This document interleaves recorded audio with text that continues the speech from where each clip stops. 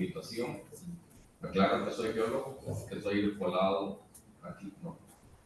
Y Adonis es el probablemente participante más joven de este taller.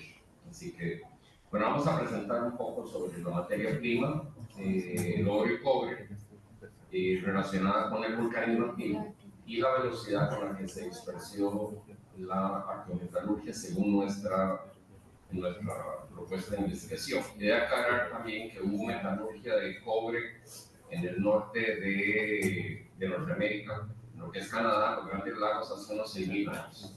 Pero eso no lo vamos a tocar acá, sino vamos a enfocarnos más hacia lo que es lo que hoy día llamamos Latinoamérica. Bueno, dentro de los objetivos está simplemente hablar rápidamente sobre la formación de los depósitos de oro y cobre en lo que es Latinoamérica hoy día. Y basado en la literatura, tenemos alrededor de unas 80 referencias bibliográficas hasta el momento. Esperamos aquí que el grupo de expertos nos pueda nutrir con otras referencias adicionales. Establecer la velocidad de dispersión es la técnica de arqueometalurgia en el pasado precomputativo. Limitaciones, claro que las hay, especialmente la dificultad de conseguir referencias bibliográficas relacionadas con arqueometalurgia. La incertidumbre en los rangos de edades arqueológicas, eso siempre es un problema. Hay un rango de incertidumbre de la cerámica asociada con la parte metalúrgica, siempre hay un problema. Las dataciones de carbono 14 son pocas, también tienen su incertidumbre. Y la ausencia en muchos casos de información, particularmente en el norte de América Central, entre Guatemala y Nicaragua, que hay poca información metalúrgica. Esas son algunas de las limitaciones para no extenderme más. Bueno, si hablamos de los depósitos de oro y cobre, en lo que es el origen de los depósitos de oro y cobre, generalmente está relacionado con la tectónica de placas. Entonces, en la tectónica de placas podemos tener el origen del oro relacionado con la interacción de una placa con otra, sea una placa continental o una placa oceánica, o una placa oceánica engrosada, como es el caso acá del sur de Costa Rica, donde tenemos una cordillera volcánica submarina que está siendo sumergida debajo del continente, o simplemente en una zona de dispersión oceánica donde las placas se están separando. No vamos a entrar en más detalles aquí porque esto es de índole geológico, en términos generales, pero ahí vemos en el mapa los principales hallazgos arqueológicos relacionados con metalurgia en amarillo y los depósitos mineros, especialmente los epitermales, que son los que contienen oro, los mesotermales, muchas veces relacionados con cobre, los oros de placer, que es el oro aluvial, que es el fácil de obtener, simplemente los depósitos de río y algunos yacimientos con cierta incertidumbre. Vemos que hay una clara relación entre los yacimientos metalúrgicos y la relación con la geología de la tectónica de placas. Es decir, vemos que en el arco, que llamamos el famoso círculo de fuego, pues hay una muy clara relación en buena parte de la metalurgia con la tectónica de placas. Bueno, estos son nada más algunas láminas ahí de ejemplos de Costa Rica. En la lámina superior izquierda lo que tenemos es una veta que contiene oro diseminado. En la parte superior vemos unas personas maniando, sacando oro aluvial, que es la parte sur de Costa Rica. Se ha estimado que en el sur de Costa Rica se han extraído alrededor de 20 toneladas de oro en los últimos 400 años.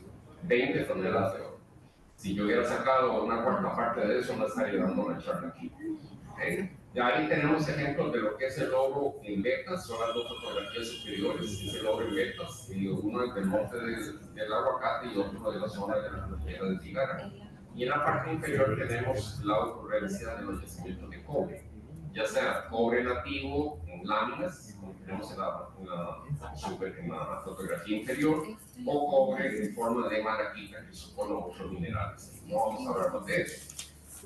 La charla anterior coincide muy bien con esta exposición, con esta figura que representa a Patricia Fernández. El año es del 2001, hay que corregir, son los nombres que corregir.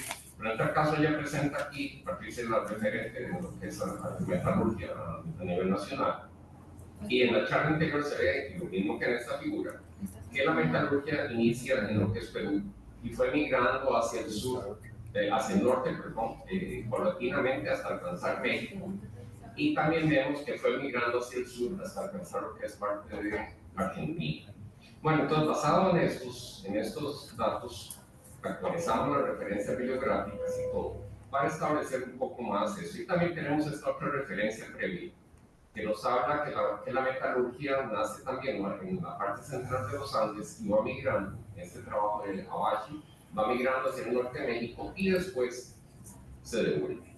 ¿Okay? Entonces, tomamos la base de datos, como soy geólogo, entonces la tomo de manera virgen, es decir, no estoy prejuiciado con una cuestión arqueológica. Ahora después vamos a ver eso. Y acá tenemos también esta figura de Patricia, donde vemos que los yacimientos de oro, conforme están hacia el lado caribe de América Central, son más antiguos, geológicamente más antiguos. Y por la tectónica de placas, los yacimientos de oro han ido migrando hacia el Pacífico. Es decir, que los más antiguos, geológicamente más antiguos, están cerca del Caribe, y por la tectónica de placas, los arcos fueron migrando hacia el Pacífico. No vamos a entrar, eso es lo único que me referiré a la parte que lo que el oro. En Panamá prácticamente el arco siempre ha estado en esa posición, el arco magmático, pero se llama como yacimientos, estaba fijo. En Panamá tenemos el arco magmático de los 60 millones de años en la misma posición que el arco magmático de hoy. O sea, siempre ha estado en la misma posición, no se ha movido. Mientras que en Costa Rica y en Norteamérica Central hubo una migración de los arcos. Bueno, ya yendo un poco más a la parte interesante y quizás un poco controversial, pues ahí vemos que los yacimientos más antiguos de oro están en el lado de lo que es Perú, ¿okay? Y comienzan a migrar hacia el norte.